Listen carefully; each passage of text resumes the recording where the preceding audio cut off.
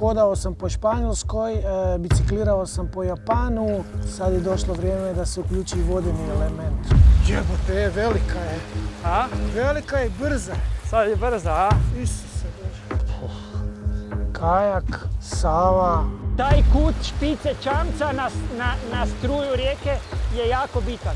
Nikad prije nisam na takav način putovao i još uz to sam. Najvažniji je tu na ovoj rijeci kut čamca naspram toka rijeke. Idem u nešto što je totalna nepoznanica i samim tim pomičiti svoje granice. Stvarno nemam pojma kako i zašto, ali očigledno da poziv stoji koji ću tek otkriti pravu istinu i što stoji iza toga.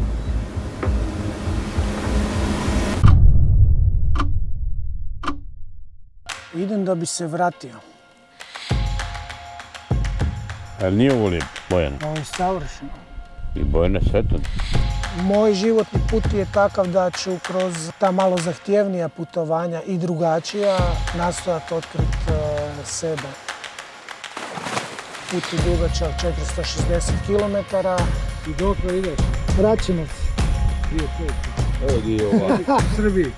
Tu se malo rađa i sumnja u samog sebe i cijeli taj projekt. Ogromna bol. Voda odmara, a?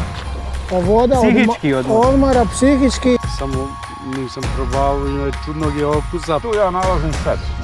Ja ti ovako uživam u ovom. Sava je meni, a ne znam šta bi rekao. Je dosta... Drugi dom.